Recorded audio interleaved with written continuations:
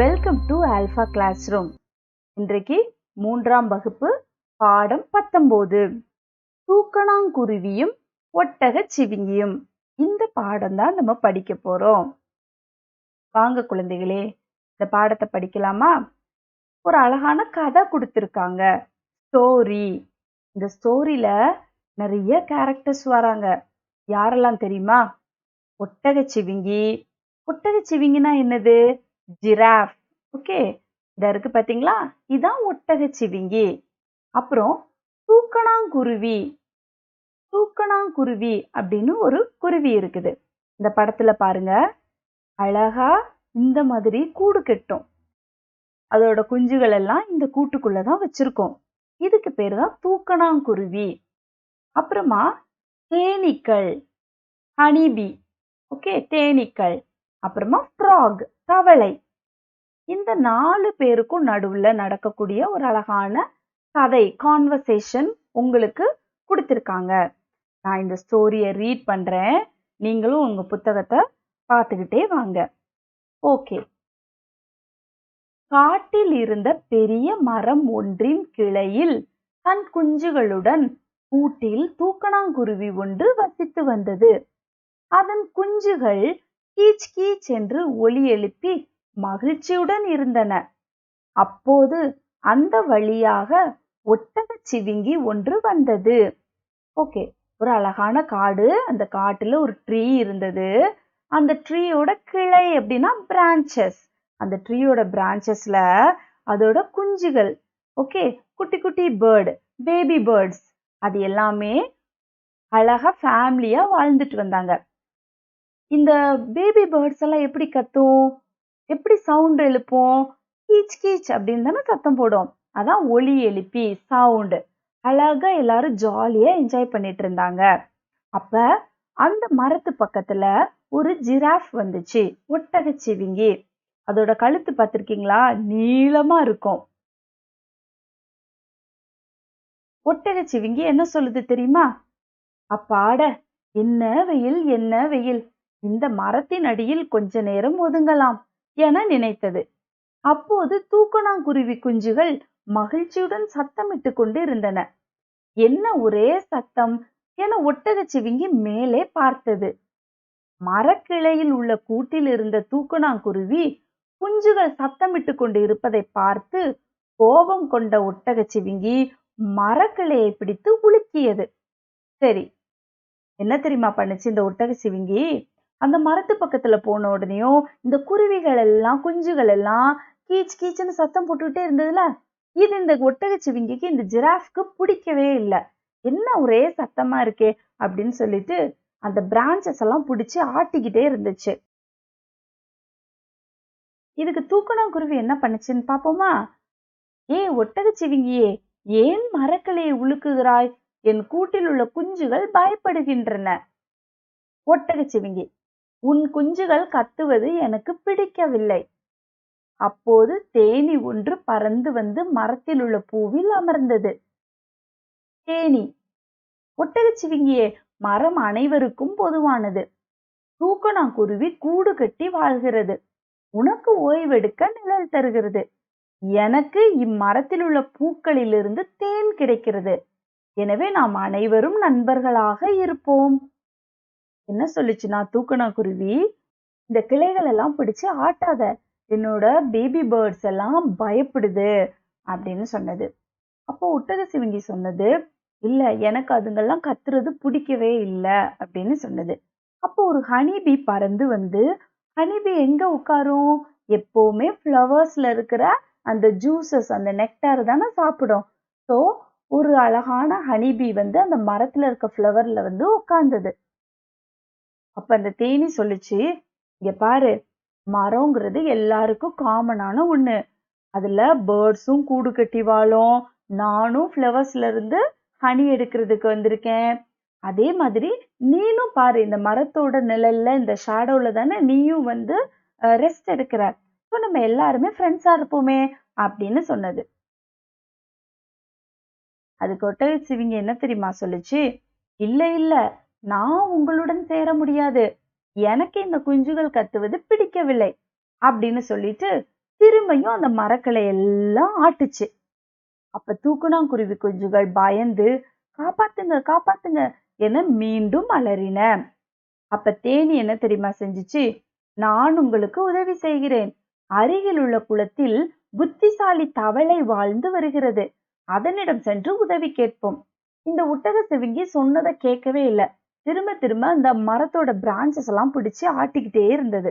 அப்ப இந்த தேனி சொல்லிச்சு, நம்ம ஒரு ஹெல்ப் கேட்கலாம். ஒரு ரொம்ப இன்டெலிஜென்டான ஒரு தவளை ஃப்ராக் இருக்குது பக்கத்துல இருக்க குளத்துல. குளம்னா என்னது? பாண்ட். கொஞ்சம் தண்ணி எல்லாம் தேங்கி இருக்கும்ல, தவளை எங்க இருக்கும்? பாண்டுல இருக்கும். ஸோ அங்க போய் நம்ம கேட்போம் அப்படின்னு தேனி சொன்னது.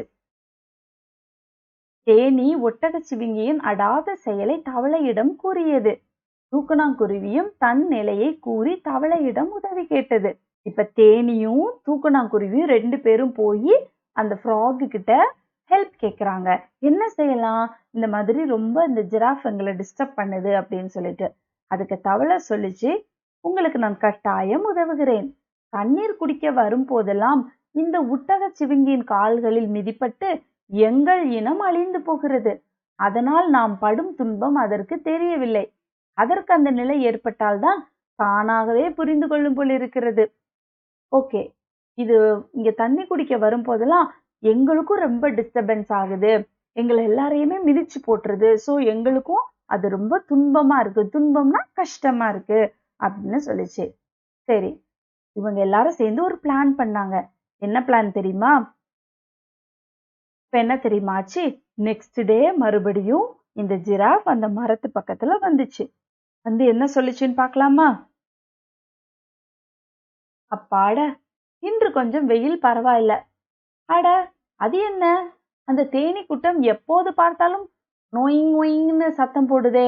இரு இரு, இப்போ உங்களை என்ன செய்கிறேன் பாருங்கள். தேனீக்களின் கூட்டை ஒட்டக சிவிங்கி தன் தலையால் தட்டி கலைக்கிறது. சினம் கொண்ட தேனீக்கள் ஒட்டக சிவிங்கியின் காதை கடிக்கின்றன. வலி பொறுக்க முடியாமல் ஒட்டக சிவிங்கி அருகில் இருந்த குளத்தில் விழுகிறது. அது விழுந்ததால் அங்கிருந்த தவளைகள் அதன் உடலின் மீது அங்குமிங்கும் ஓடுகின்றன. தண்ணீரிலிருந்து தட்டு தடுமாறி எழுந்த ஒட்டக சிவிங்கி மீண்டும் மீண்டும் கூச்சம் தாங்காமல் தண்ணீரில் விழுகிறது. தேனீக்கள் கொட்டி கொண்டே இருக்கின்றன. சரி, இந்த ஒட்டக சிவிங்கி அந்த மரம் பக்கத்துல போச்சுல, என்ன தெரியுமா பண்ணுச்சு? என்ன எப்ப பார்த்தாலும் இந்த ஹனி பீஸ் எல்லாம் எப்படி கத்தும்? அப்படின்னு ஒரு சவுண்ட் விடுமா? என்ன எப்பவுமே இந்த ஹனி பீஸ் எல்லாம் இப்படியே சத்தம் போடுதே, இது எனக்கு டிஸ்டர்பன்ஸா இருக்கு அப்படின்னு சொல்லிட்டு மறுபடியும் இந்த பிரான்சஸ் எல்லாம் பிடிச்சு ஆட்டுச்சு. அப்படி ஆட்டின உடனேயும் இந்த தேனீக்களுக்கு எல்லாம் கோவம் வந்துச்சு. கோவம் சினம் கொண்ட, சினம்னா என்னதுன்னா கோவம், ஆங்கிரி. ஓகே, என்ன பண்ணுச்சு? தேனி என்ன பண்ணும்? தேனீக்கள் கொட்டும். சரியா? அதுக்கு ஒரு கொடுக்கு இருக்கும், அதை வச்சு கடிச்சு விட்டுரும். தேனீக்கள் ஒட்டகச்சிவிங்கியோட காதை கடிச்சிருச்சு. சரின்னு வலி தாங்காம இந்த ஒட்டகச்சிவிங்கி தண்ணிக்குள்ள விழுந்துருச்சு. தண்ணியில யாரு இருக்கா? தவளைகள், ஃப்ராக்ஸ் எல்லாம் இருந்துச்சுல, இந்த எல்லா ஃப்ராக்ஸும் என்ன பண்ணுச்சுன்னா அது மேல ஏறி ஏறி ஏறி ஏறி விழுந்துச்சு. அப்போ ஒரு மாதிரி உடல் எல்லாம் கூசும் இல்லையா? இந்த ஒட்டகச்சிவிங்கி திரும்ப எழும்பவே முடியல. எலும்புது, கீழே விழுகுது.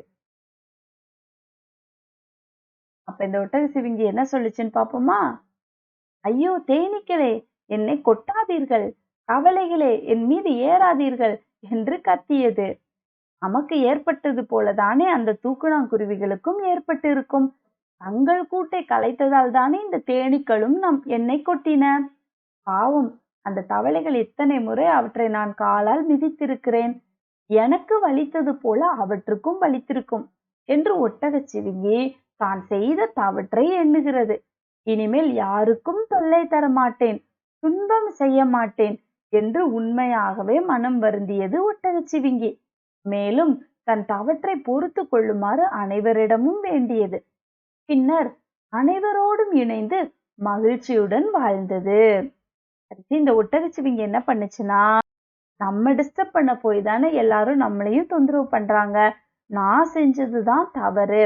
நான் நடந்து போகும்போது எத்தனை ஃப்ராக்ஸ் எல்லாம் நான் மிதிச்சுட்டு போயிட்டேன். நான் தானே போய் தூக்கணாங்குருவியை டிஸ்டர்ப் பண்ணேன். நான் தானே தேனீக்களை டிஸ்டர்ப் பண்ணேன். அதனால நான் இனிமே யாருக்கும் தொல்லை கொடுக்க மாட்டேன், யாரையும் நான் டிஸ்டர்ப் பண்ண மாட்டேன் அப்படின்னு சொல்லிட்டு இந்த ஒட்டக சிவிங்கி தான் செஞ்ச தப்ப உணர்ந்தது, அக்செப்ட் பண்ணிக்கிறச்சு. ஓகேயா? ஸோ எப்பவுமே நம்மளும் யாரையும் தொந்தரவு பண்ணக்கூடாது. நம்ம பிறருக்கு எப்பவுமே நல்லதுதான் நினைக்கணும். நம்ம மற்றவங்களை டிஸ்டர்ப் பண்ணும் பொழுதுதான் அவங்களும் நம்மள என்ன செய்யறாங்க, தொல்லை பண்ற இடம் வருது. அப்படிதானே? எப்பவுமே உங்களை சுத்தி இருக்கிற ஃப்ரெண்ட்ஸ், அப்பா அம்மா, உங்களோட கூட பிறந்த பிரதர்ஸ் அண்ட் சிஸ்டர்ஸ் எல்லாருக்குமே நீங்க எப்பவுமே என்ன செய்யணும், நல்லதே நினைங்க, அவங்கள தொந்தரவு பண்ணாதீங்க. அதே மாதிரி நம்மளும் மகிழ்ச்சியோட கூட வாழலாம். இதான் இந்த பாடத்தினுடைய நீதி கருத்து, moral of the story. சரி சரி குழந்தைகளே, இன்னைக்கு நம்ம இந்த பாடத்தினுடைய பயிற்சிகளை பார்ப்போம். சரியான விடையை தெரிவு செய்வோமா? மரக்கிளையை உலுக்கியது யாரு? ஒட்டக சிவிங்கி. மரத்தூள் என்ற சொல்லை பிரித்து எழுத கிடைப்பது. மரத்தூள் எப்படி பிரிச்சு எழுதுவோம்? மரம் கூட்டல் தூள். ஆனா மரம் கூட்டல் தூள். திட்டம் கூட்டல் படி. சேர்த்தெழுத கிடைப்பது திட்டப்படி. திட்டப்படி. மிதிப்பட்டு இச்சொல்லை பிரித்தெழுத கிடைப்பது மிதி கூட்டல் பட்டு. இணைந்து இச்சொல்லின் எதிர்ச்சொல். எதிர்ச்சொல்னா ஆப்போசிட். இணைந்து அப்படின்னா சேர்ந்துன்னு அர்த்தம். அப்ப ஆப்போசிட் என்னது? பிரிந்து, செப்பரேட். ஓகே, இணைந்துன்னா ஜாயின், பிரிந்து செப்பரேட், அதான் ஆப்போசிட். நெக்ஸ்ட், வினாக்களுக்கு விடையளிக்க. தூக்கணாங்குருவி குஞ்சுகள் ஏன் கத்தின? எதுக்கு கத்துனது தூக்கணாங்குருவி குஞ்சுகள்? ஒட்டக சிவிங்கி மரக்கிளையை உலுக்கியதால் தூக்கணாங்குருவி குஞ்சுகள் கத்தின. செகண்ட் கொஸ்டின், தூக்கணாங்குருவிக்கு உதவி செய்தவர்கள் யார் யார்? யாரெல்லாம் ஹெல்ப் பண்ணாங்க? தூக்கணாங்குருவிக்கு உதவி செய்தவர்கள் தவளையும் தேனியும் ஆவார்கள். தவளையும் தேனியும். தேர்ட் கொஸ்டின், தேனி எதன் காதருகே சென்று கடித்தது? தேனி ஒட்டக சிவிங்கியின் காதருகே கடித்தது. தேனி யாரோட காதை போய் கடிச்சது? ஒட்டக சிவிங்கியின் காதருகே சென்று கடித்தது. இக்கதையின் மூலம் நீ அறியும் நீதி கருத்து யாது? What is the moral of the story? நல்லதை நினைப்போம், நன்மை பெறுவோம்.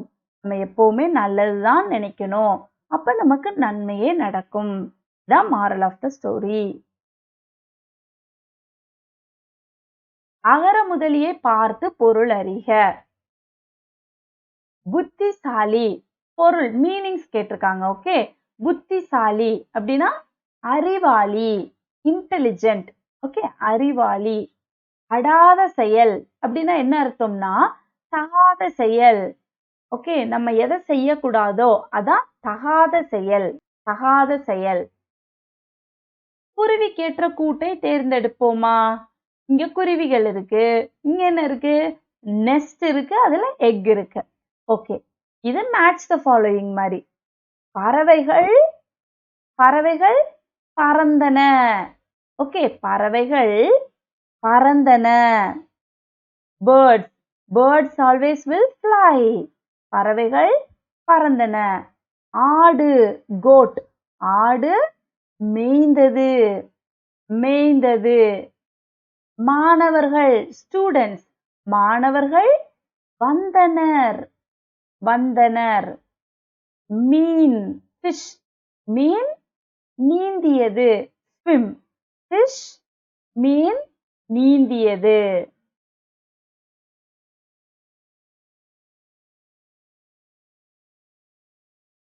இந்த பயிற்சி பாருங்க. சரியான சொல்லை நிரப்பி படித்து காட்டுக. தூக்கணாங்குருவி குஞ்சுகள் டேஷ் என ஒலி எழுப்பி மகிழ்ச்சியாக இருந்தன. கீச் கீச்சா, குக்கு குக்குவா? கீச் கீச். மரத்தின் அடியில் டேஷ் ஒதுங்கியது. மரத்தின் அடியில் ஒட்டகமா ஒட்டக சிவிங்கியா? ஒட்டக சிவிங்கி. தூக்கணாங்குருவிக்கு முதலில் டேஷ் உதவிக்கு வந்தது. தூக்கணாங்குருவிக்கு யாரு ஃபர்ஸ்ட் ஹெல்ப் பண்ணா? மரம் கொத்தியா மீன் கொத்தியா? மரம் கொத்தி. மரம் கொத்தி woodpecker. ஓகே, மரம் கொத்தி. ஒட்டகச்சிவிங்கி அருகில் இருந்த டேஷ் தொப்பென்று விழுந்தது. ஒட்டகச்சிவிங்கி பக்கத்துல இருந்து எதுல விழுந்தது? குளத்தில் விழுந்தது. குளத்தில் விழுந்தது. வினை மரபினை அறிந்து கொள்வோமா? பொருத்தமானதை உரிய கோட்டில் எழுதுக. ஓகே, வினைனா செயல்னு அர்த்தம். ஓகே, ஒரு ஆக்ஷன் கொடுத்திருக்காங்க. இதை நம்ம கரெக்டா எழுதணும். இந்த பிக்சர் பாருங்க, மாத்திரை விழுங்குதல். ஓகே, டேப்லெட் எடுக்கிறாங்க. அப்ப அதை எப்படி எழுதுவோம்? மாத்திரை விழுங்குதல். இந்த பிக்சர்ல என்ன பண்றாங்க? தண்ணி குடிக்கிறாங்க. அப்ப வாட் இஸ் த ஆக்ஷன்? தண்ணீர் குடித்தல். தண்ணீர் குடித்தல். இங்க என்ன ஆக்ஷன் நடக்கு? மில்க் அப்படின்னு எழுதியிருக்கு. அப்ப பால். பால் பருகுதல். பால் பருகுதல். இது என்னது? ஃபுட், உணவு. உணவு உண்ணுதல். உணவு உண்ணுதல். இது பழம், ஃப்ரூட். பழம் தின்னுதல். பாத்தீங்களா? இந்த உண்ணுதல்ல 3 சுழியின் போடணும், தின்னுதல்ல 2 சுழியின். இந்த டிஃபரன்ஸ் பாருங்க. தின்னுதல்.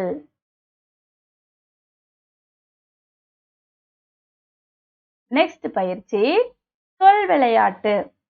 ஒன்றை மாற்றினால் மற்றொன்று கிடைக்குமே. ஓகே, ஒரே ஒரு லெட்டரை மட்டும் மாத்துனீங்கன்னா, சேஞ்ச் பண்ணீங்கன்னா உங்களுக்கு ஒரு நியூ வேர்டு கிடைக்கும். ஓகேயா? இங்க பாருங்க, வெயில். இச்சொல்லில் வேவை மாற்றி மாவை நிரப்பு. வே எடுத்துட்டு இங்க என்ன போடணும்? ம. வே இ இல். இந்த இடத்துல மா போடணும். மா இ இல். மயில். ஆடும் பறவை வரும் அழகாய் இருக்கும். மயில். மயில் எப்பவுமே அழகா டான்ஸ் பண்ணும்ல, அதுதான். மரம். இச்சொல்லில் மா, அதை எடுத்துட்டு ஆ போடணும். அப்ப என்ன வரும்? அறம். அறுக்க உதவும் கருவியை பெறுவாய். இது ஒரு டூல். ஓகே, ஒரு கட் பண்றதுக்கு யூஸ் பண்ற ஒரு டூல். அந்த டூலோட பேரு அறம், கட்டிங் டூல். கூச்சம். இச்சொல்லில் கூவை மாற்றி மாவை நிரப்பு. இதுல கூ, இதை எடுத்துட்டு என்ன போடணும் நம்ம? ம. உன் அடையாளங்களில் ஒன்றை பெறுவாய். ஓகே, நமக்கு அடையாளம்னா நம்ம எதை காட்டுவோம்? மச்சம். ஓகே, நமக்கு அங்கங்க பிளாக் கலர்ல ஒரு டாட்ஸ் இருக்குமா, அதுதான் நம்ம ஐடென்டிட்டிக்கு சொல்லுவோம்ல, அது பேரு தான் மச்சம்.